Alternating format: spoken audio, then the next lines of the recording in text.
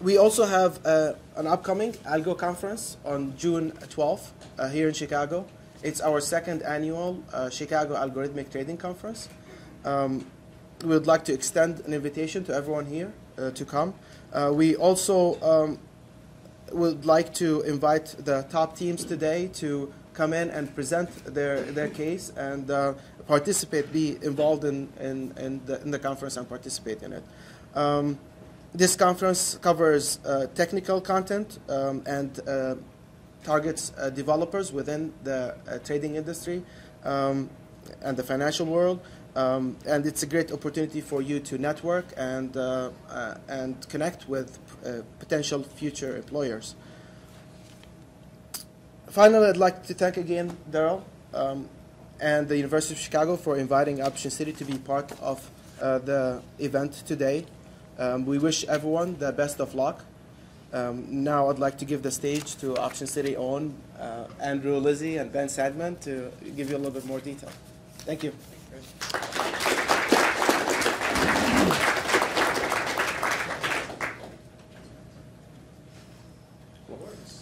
All right. All three screens.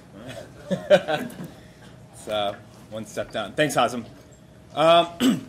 First of all, I'd like to introduce myself. I'm Andrew Lisy. I'm the product manager for Freeway, which is our, as Hazem mentioned, our algorithmic trading platform. A little bit about me, my academic background, studied computer science and finance at MIT. Traded for a while, started out at Merrill Lynch, did convertible bonds, and moved to equity options here in Chicago at Peak 6. During my time with the equity options, I got fairly involved in building trading platforms. At Peak 6, I was involved on an idea generation platform that they had kind of devised, and I had participated in creating. And so I kind of slowly got more interested in the business and the technology side, in the context of trading. Spent a little bit of time at Getco doing some business strategy, investigating new businesses, and now I'm here doing our automated trading.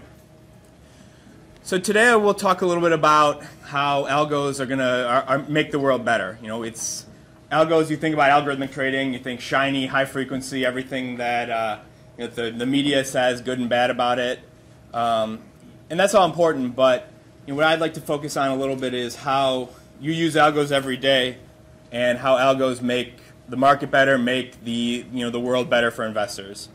And then, kind of following that, Ben will give you a little bit of a introduction about how that applies to Freeway, and he'll finish off with a case study about using Freeway in this competition and some of the steps we took to adapt our system and to make our system best suited for the Chicago competition.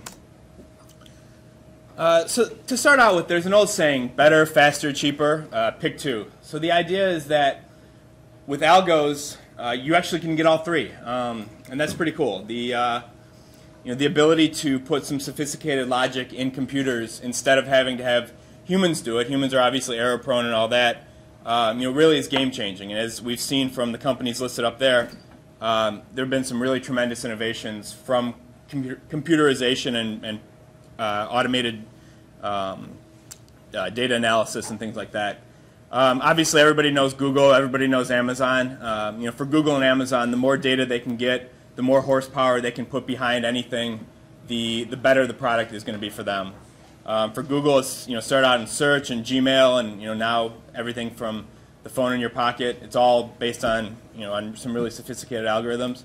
Amazon, obviously they've transformed consumer goods, logistics. Even more importantly, a lot of their cloud stuff is really game changing, and that's all automated. The last one here is a little bit less well known, but a lot of you probably know Nest.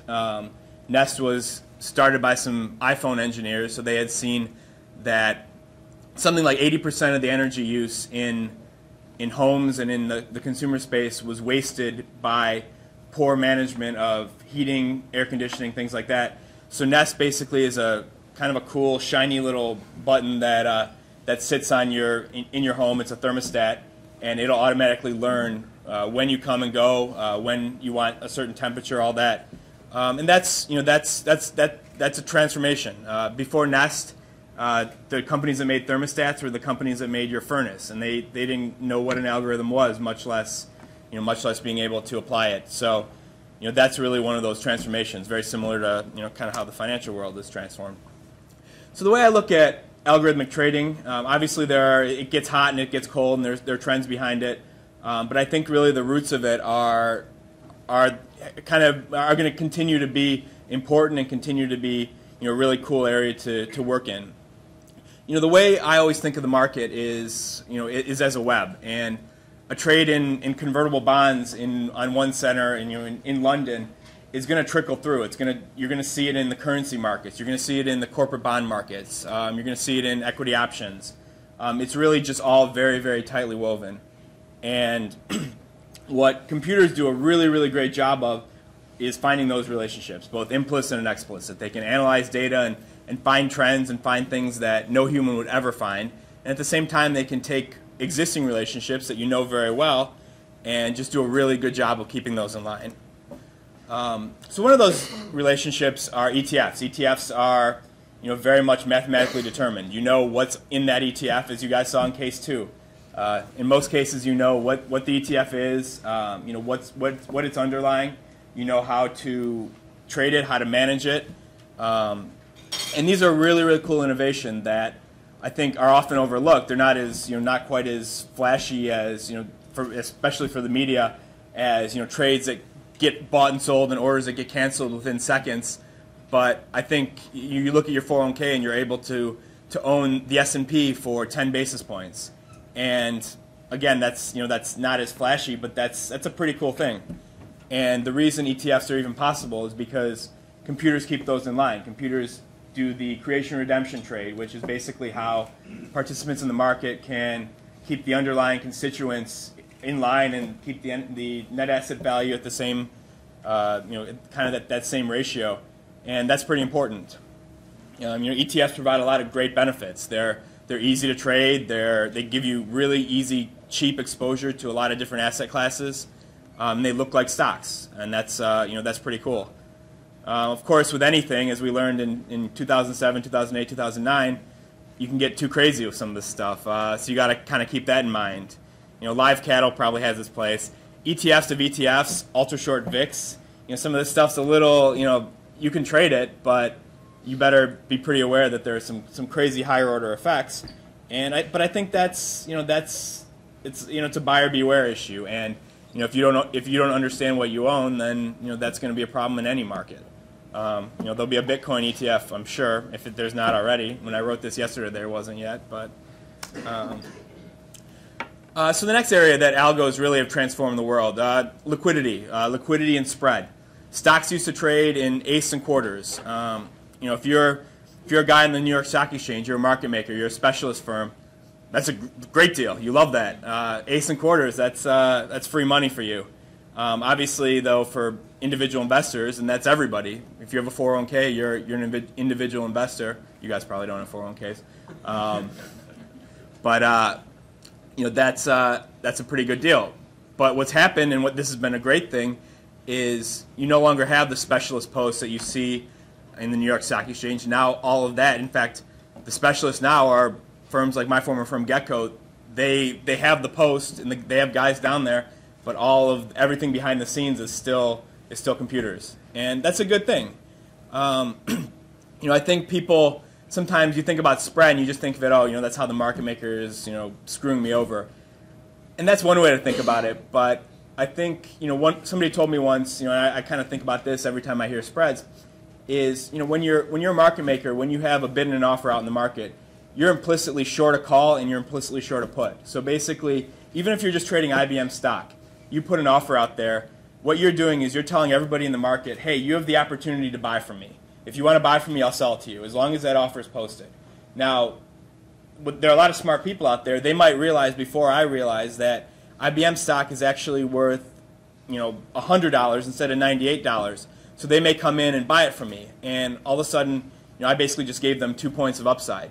So if I can't cancel every time I put a market out there, that's costing me optionality. So the whole thing about speed, and I think a whole thing that the media really doesn't do a good job of addressing, is speed actually lowers that cost of optionality for the market makers. If you could immediately if you were forced to, as a market maker, in the morning to put in your bids and your offers, and you could not change them, you could not cancel them, could not withdraw them until the end of the day or the afternoon, you'd be extremely wide. And so that kind of same idea scales down to even microseconds. Canceling a bunch of bids and offers, it gets a lot of flack, but that's actually how we're able to give you, how the market makers are able to give you a penny wide on some fairly liquid stock. And that's actually a pretty cool innovation. That saves real money to the end users. I think time horizons are another important thing, and you guys are probably all well aware of this idea. But Warren Buffett, he has a quote: "His ideal holding period is forever." He buys a stock, he thinks it's a good company, a good value. He wants to hold it for a long time. But maybe I buy Apple stock and I say, okay, I bought it 2 weeks ago, and not this 2 weeks, but hey, maybe it went up 20%, and I say that's great. That was what I was trying to get out of it. So I go into the market and I sell it. And Warren Buffett comes along and he wants to buy it from me. Who's the sucker there? Is Warren stupid? Am I stupid? No. The idea is nobody's necessarily like the sucker there. It's we have different time horizons, and this might be a great trade for both of us. So this is another case where the algos really provide that web that kind of knits together these different participants. I'm not going to directly call up Warren and sell him my Apple stock, and he might not want to buy it when I want to sell it. So what the market makers and what the higher speed algorithms are able to do is they can give me the right price based on everything in the market, and the price of a stock or the price of a currency or the price of a convert is relative to not just that market. There's also a lot of other things. What's it been doing the last week? What's it been doing? What have related products been doing? All that. And what algos and what market makers are really good at is assimilating all that information, giving me the most correct price, and particularly the most correct price at that time. So maybe that's a 5-second horizon, and taking risk on my behalf, and then holding that and being able to intelligently distribute that when needed. And then when Warren comes along to buy it, they'll sell it to him. And that's something that specialists were reasonably good at, but a human can never be as good at taking a side of a position, taking a position, then maybe potentially looking at a whole host of 100 other stocks, instruments, whatever, spreading risk across all of those, looking at correlations and dispersion and all that, and then figuring out a way to manage the risk. And as you're able to manage risk better, just like as you're able to be faster, you can make a tighter market, you can make a deeper market, and that that really makes things better for everybody. One of the things I always think about when people talk about the financial markets and say there's really you're just sometimes there's haters out there that say there's no huge value, you should go start businesses, things like that. A friend of mine, he's from Croatia, and his parents wanted to go back to Croatia and start a nuts and bolts factory. What you see here these aren't them, but these are workers in a British factory that makes nuts and bolts.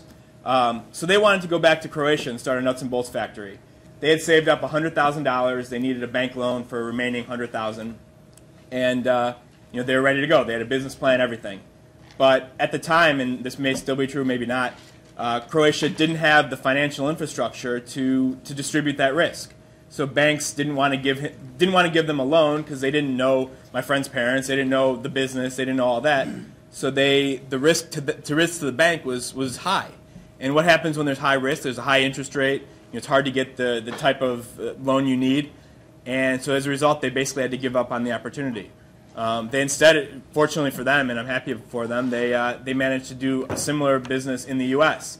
And in the U.S., our financial markets and everybody, the DRWs and the Merrill Lynches and everybody all kind of works together.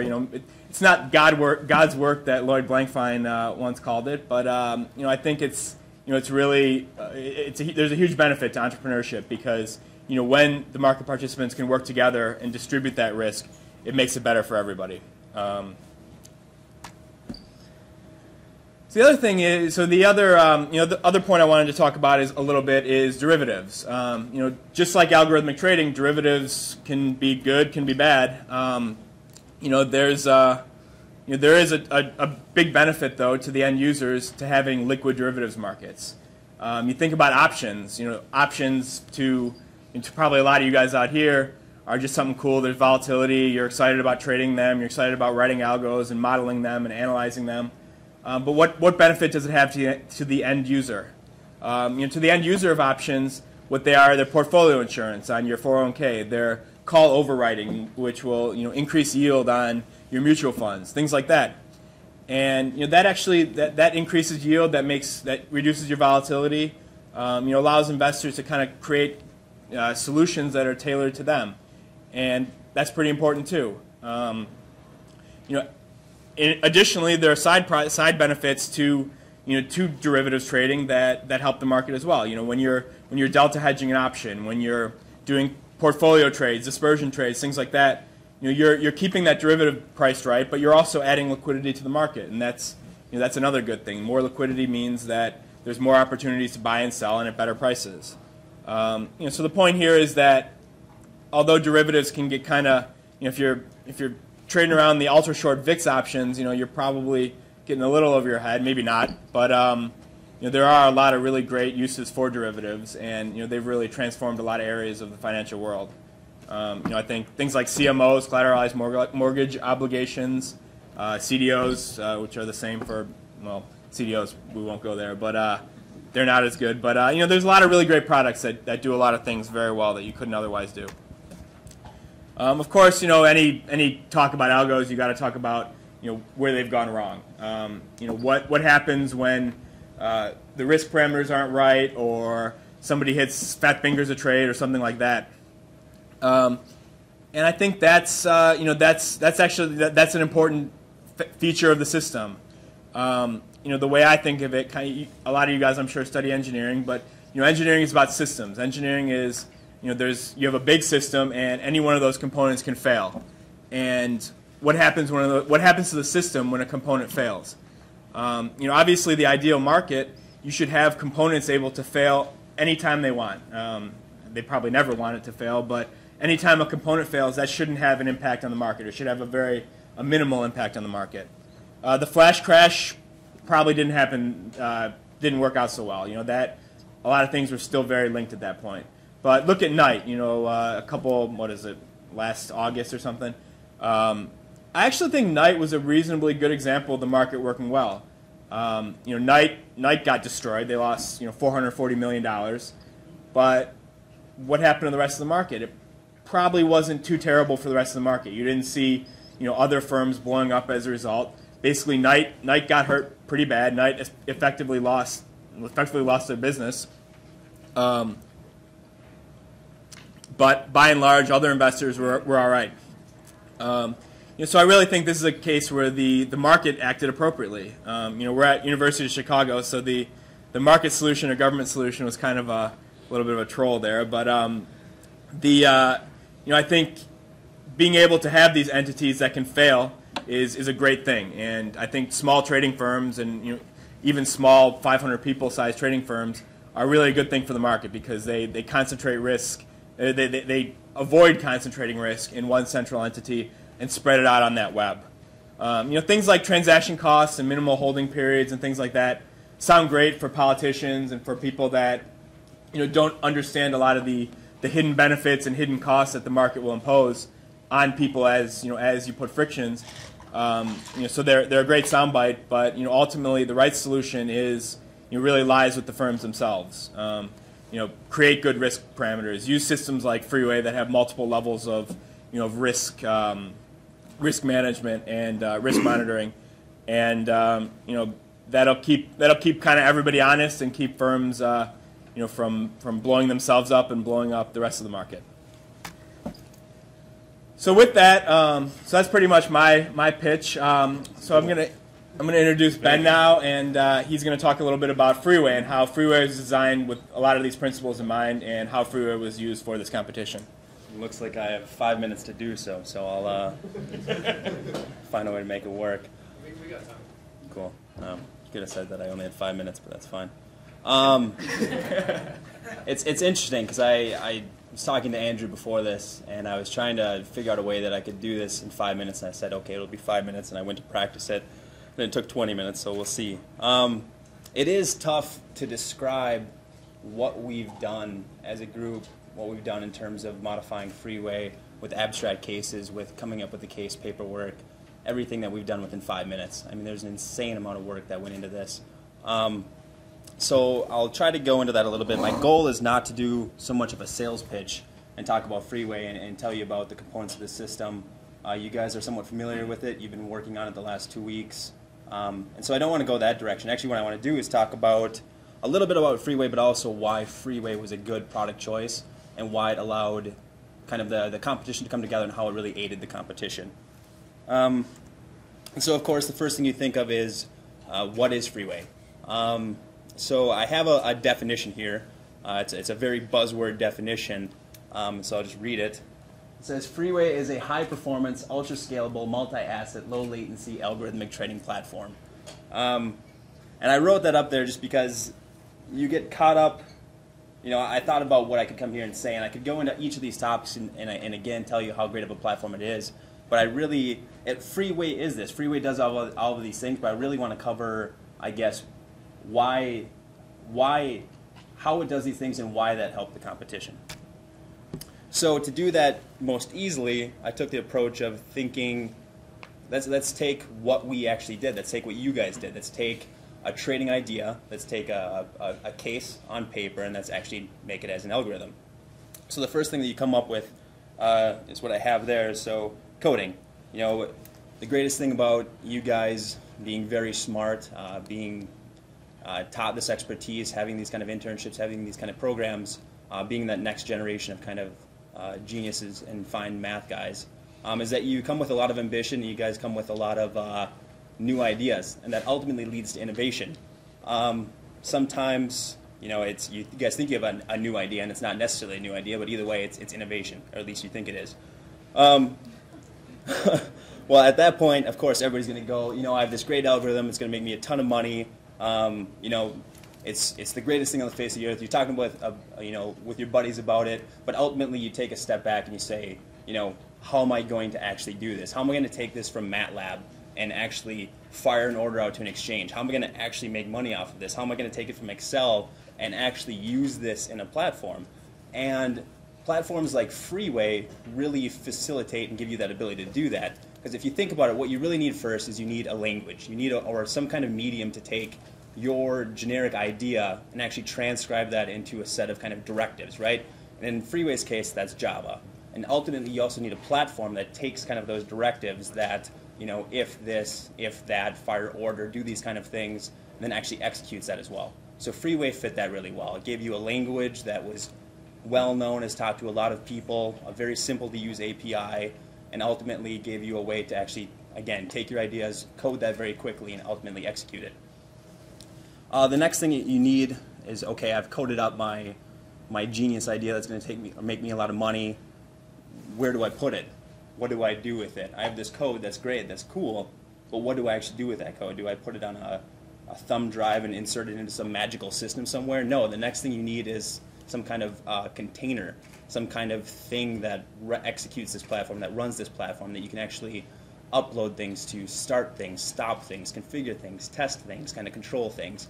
And that's ultimately what Freeway is as well. It's kind of a container where you can take your ideas, your transcribed ideas, actually upload them, execute them, get some results, control them, and configure them, like you guys have for each of your cases, and like we'll see here in a little bit. One of the things that you also need is testing.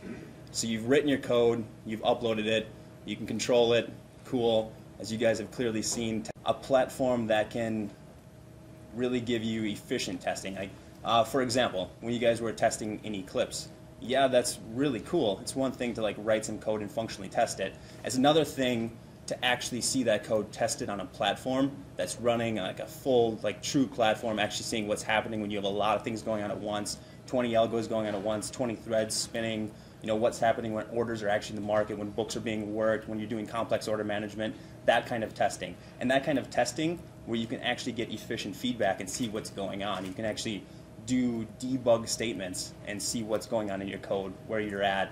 You know, if you hit an issue, does it give you the exception stack trace. You can actually see kind of what was going on, those kind of things.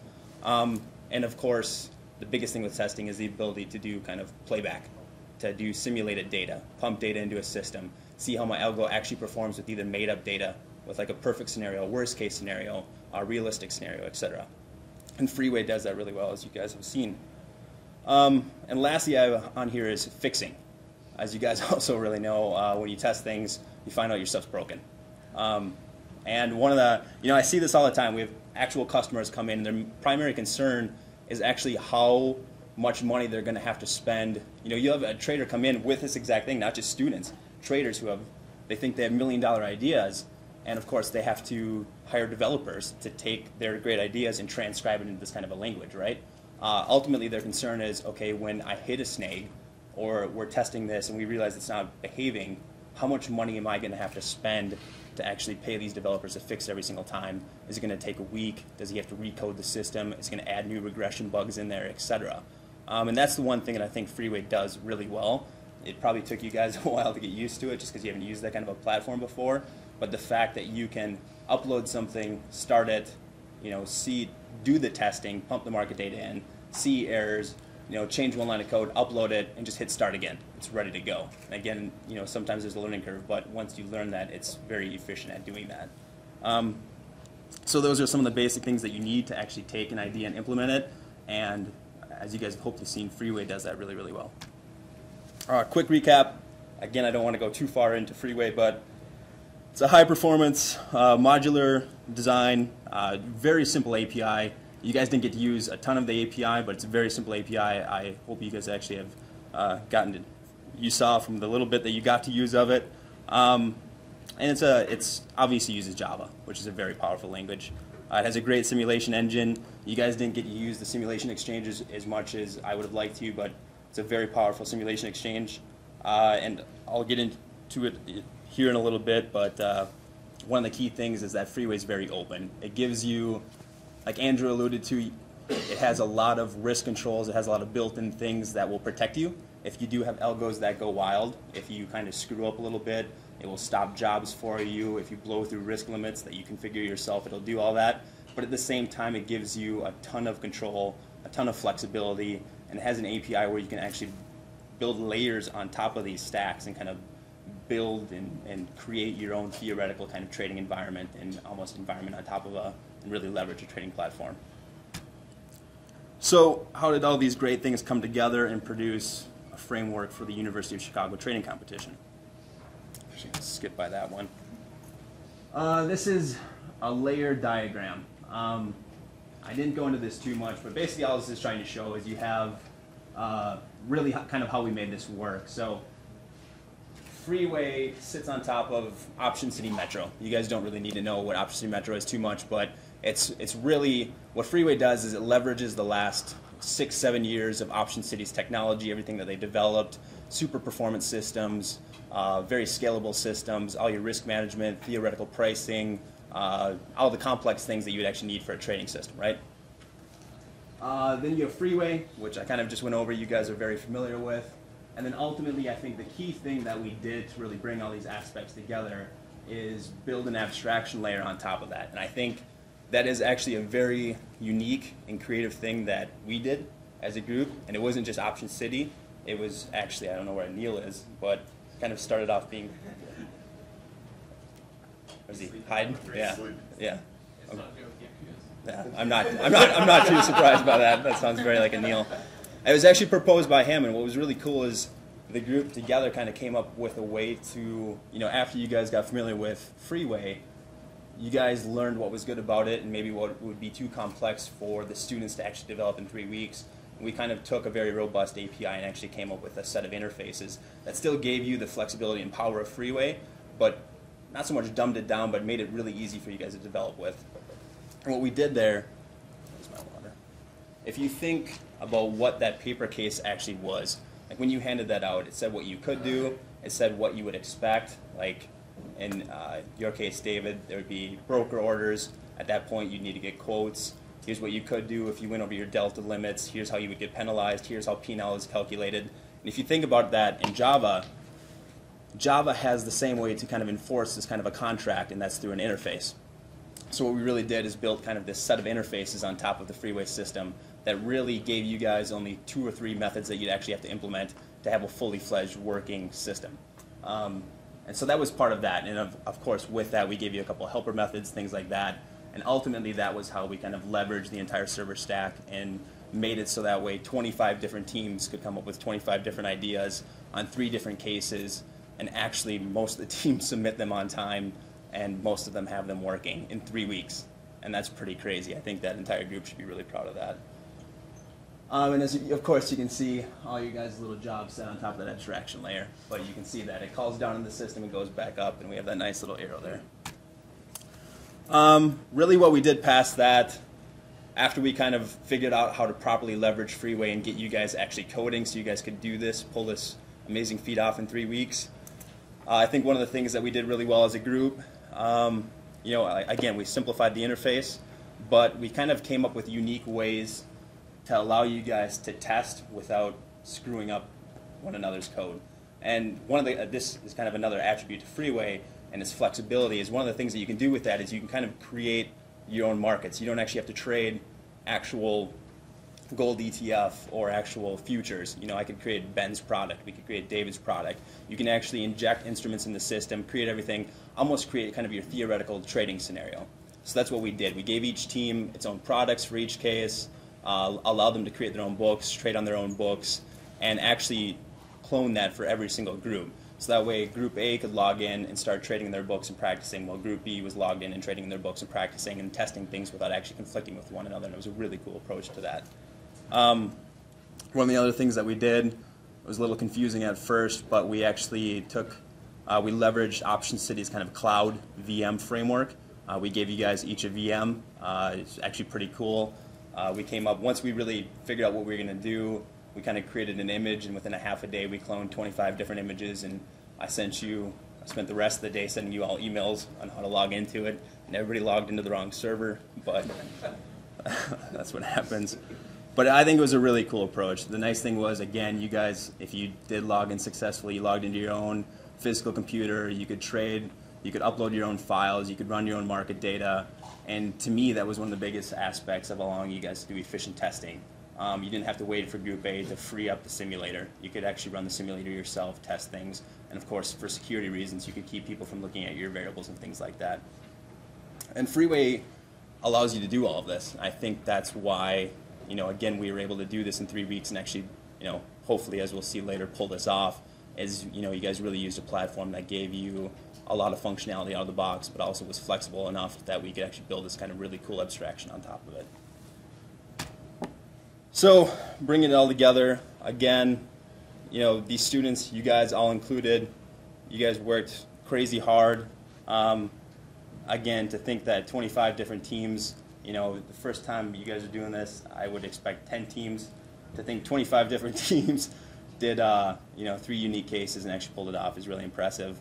And I think it's really exciting that modern platforms like Freeway will actually allow competitions like this to give you guys experience on an actual production trading platform. I mean, this isn't a platform that was, again, custom built just for like some of the other trading competitions that you guys have seen. This isn't like just a little couple ladders with a couple products where you're sitting there click trading. This is a full-fledged trading product that you guys have leveraged and are actually developing algos on top of. And I think that's really exciting and really cool. And obviously, algo trading is exciting and really cool as well.